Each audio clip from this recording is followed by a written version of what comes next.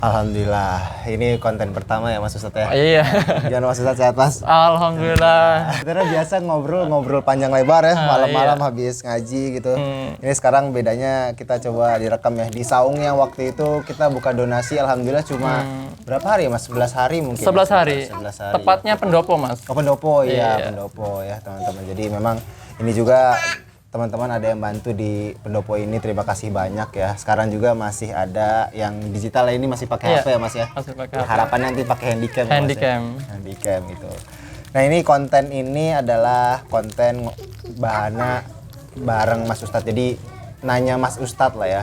Perkenalnya teman-teman, ini Mas Ustadz Yamin. Jadi Mas Ustadz itu panggilan sebenarnya awalnya sih Nanta ya. Nanta yang manggil Mas Ustadz karena manggil Pak Ustadz seakan-akan sudah senior banget gitu kan.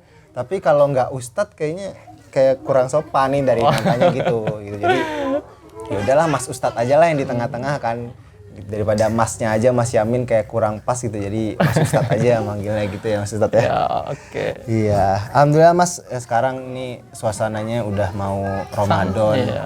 Udah mau Ramadan, nggak kerasa juga suasana itu udah mulai kerasa dari ya sirup-sirup di Alfamart atau Indomart tuh udah banyak Sudah yang mulai jualan. beredar ya. Sudah mulai beredar gitu kan. Terus ibu juga jualan kurma, sama ade itu. Jadi emang suasananya udah sangat kental sekali.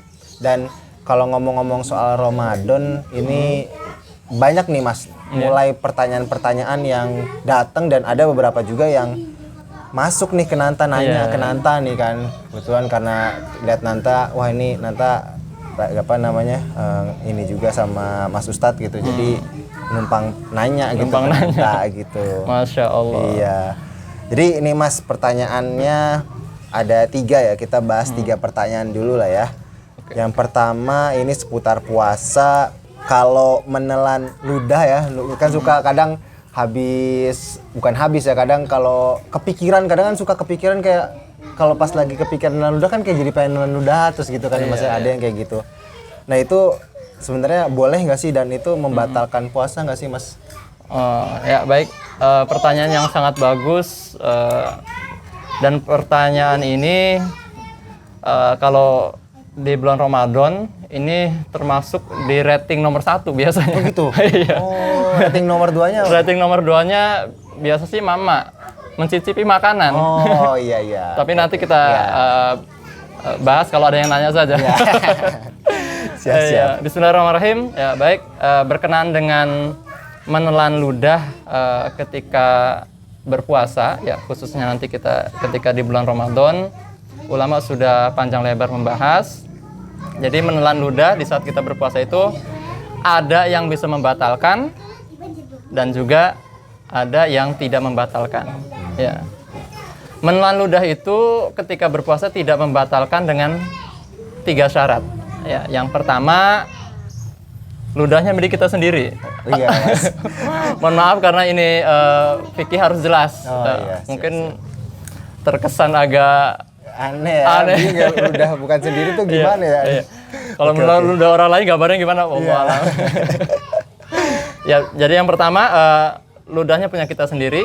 Nah, yang kedua, ludahnya belum bercampur dengan sesuatu yang lain. Ya, misalkan bercampur dengan makanan, ya misalkan taruhlah nasinya bercampur ludah, ketelan, ya maka termasuk dalam kategori membatalkan. Karena ludahnya bercampur dengan makanan ya. Gitu. Dan yang ketiga, ludahnya masih berada di tempatnya. Ya, tempatnya ludah tuh di mulut. Ya.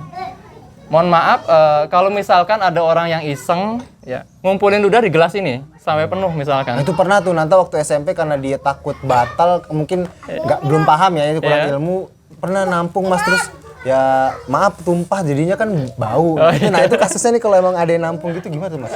Nah, ya nggak apa-apa sih, Nggak apa-apa. asal tidak diminum. Nah, maksudnya begini, ya. Misalkan ada orang yang iseng nampung ludah di gelas misalkan, ya. Kemudian setelah penuh diminum, iseng banget. Tapi ulama membahas itu, ya. Diminum maka ini membatalkan. Iya. Walaupun Iya, ludah, iya sih. walaupun punya sendiri. Iya, betul. Apalagi punya orang lain. Iya, oke. Itu jadi catatannya ada 3. Ya. Mungkin biar mudah diingat. Yang pertama tadi punya kita sendiri Punya kita ludahnya. sendiri, Yang kedua itu.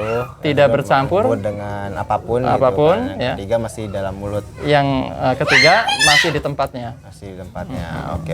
Nah, Mas, kalau misalkan wudu gitu, itu kan Berkumur-kumur. kan kumur-kumur tuh. Setahu Nanta kan ada yang bilang boleh dan enggak gitu. Ini nyambungnya langsung ke Oh, pertanyaan iya, ini. oke. Itu kan bercampur juga tuh sama air wudu gitu. Itu gimana tuh?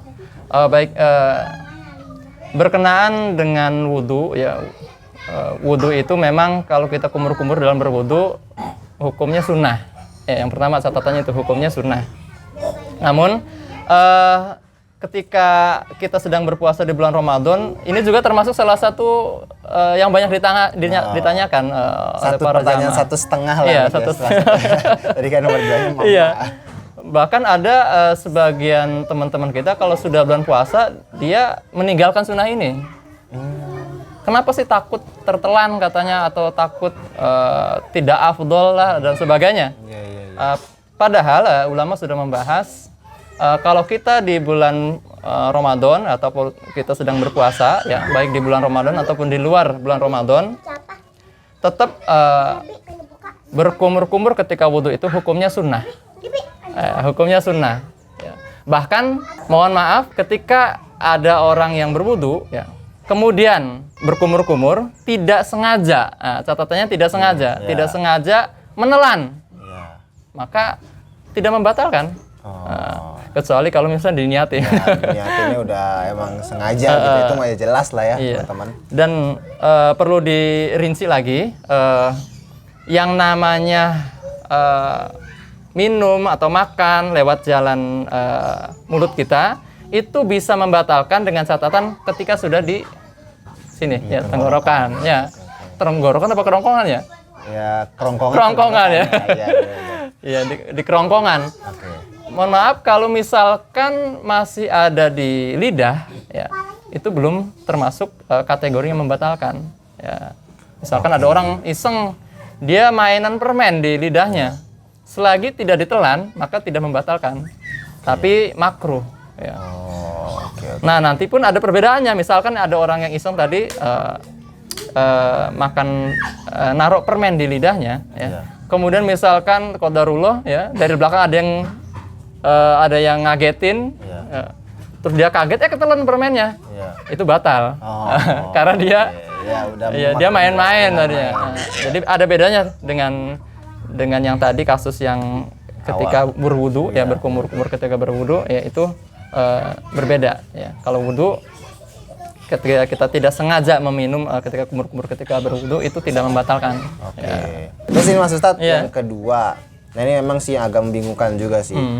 Kalau muntah disengaja. Nah, definisi muntah disengajanya aja tuh membingungkan. Kita sampai mikir, emang ada ya orang yang muntahnya disengaja gitu. Iya. Gimana tuh, Mas? Oh ya, baik. Salah satu perkara yang membatalkan puasa diantaranya muntah dengan disengaja. Namun memang terdengar tidak familiar ya. Itu dia makanya. Aneh aja gitu, ada yang sengaja muntah gitu. Muntahnya aja nggak enak, ini sengaja dimuntahkan. Sengaja dimuntahkan itu ya. Dia, makanya. Inilah kecerdasan ulama-ulama kita ya terdahulu sampai hal-hal yang ya, kelihatannya mungkin 1001 yang melakukannya tetap dibahas ya. Karena memang ulama-ulama kita sangat visioner berpikirnya. Barangkali ada ya kasus yang semacam ini pun kita sudah membahasnya. Luar biasa. Masya Allah. Keren banget ya. Iya betul Mas. Muntah dengan disengaja itu gambaran mudahnya begini. Misalkan ya ada salah seorang di antara kita yang kalau mencium bau bawang putih ya itu biasanya muntah ya. Kalau misalkan dia tidak mencari-cari bawang putih ya hanya kebetulan di jalan lewat kemudian ada bau bawang putih kemudian muntah, itu namanya tidak disengaja. Tapi kalau yang disengaja begini, dia mencari-cari mana bawang putih nih. Nyari-nyari biar mual. Biar mual, ya. Bisa jadi mungkin ada sebab yang lain ya. Barangkali saja ada kasus semacam itu contoh muntah yang disengaja. Ya. Lebih ekstrim lagi, mohon maaf, lebih ekstrim lagi, tapi nanti bisa ini guys. Kalau ada orang yang alergi atau bau dengan bebauan, khususnya bau keringat kita, ya. Jangan coba-coba menciumnya dengan sengaja, ya.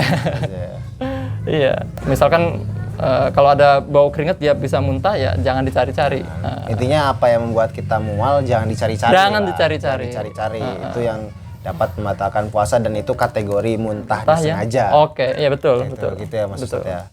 Oke, paham. Itulah ya, semoga sih dari penonton nggak ada yang memang iseng muntah disengaja. Ini pertanyaan yang memang 1001 tadi ya Mas Ustadz ya. 1001 tadi. Ya itulah menurut Nanta sih aneh aja gitu. Gitu ya, aneh banget gitu ya. Oke, ini pertanyaan terakhir Mas Ustadz.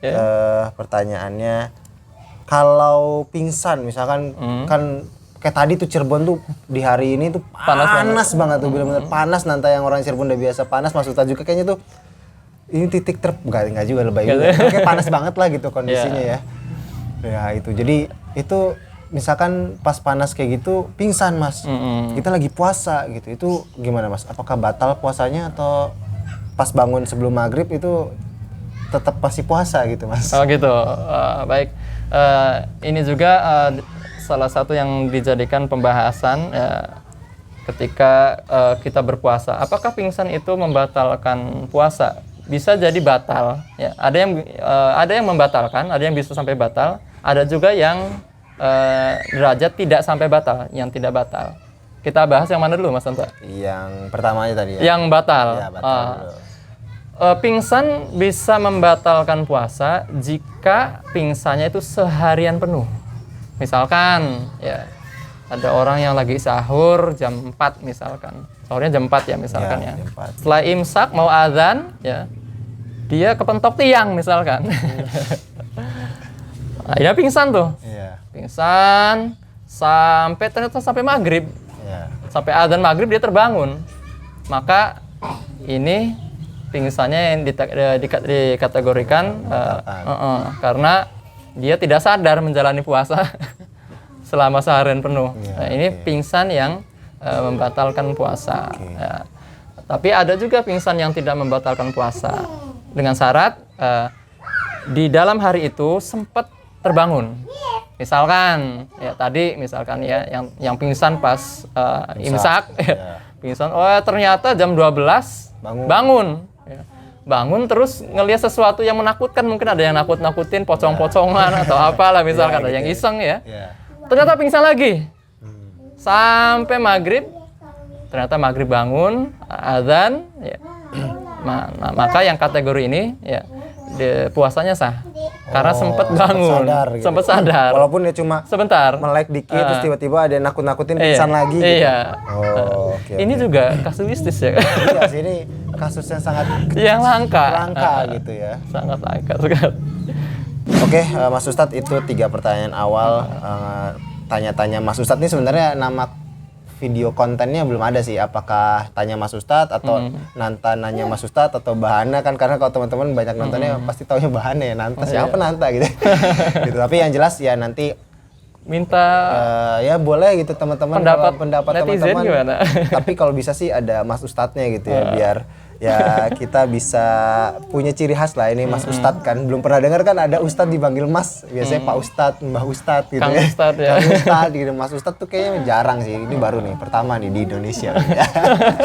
Oke, siap kalau gitu. Oke Mas Ustadz, terima kasih banyak ya atas jawaban-jawabannya. Semoga bisa membantu teman-teman yang bertanya, dan kalau misalkan teman-teman ada yang mau bertanya juga ya ke Mas Ustadz gitu terkait fikih atau apalagi apa aja Mas, apapun lah ya gitu ya yang bisa dijawab, yang bisa dijawab gitu ya, silakan sambungkan ke Nanta atau Bahana dulu. Nanta atau Bahana sama aja sih bener orang ya.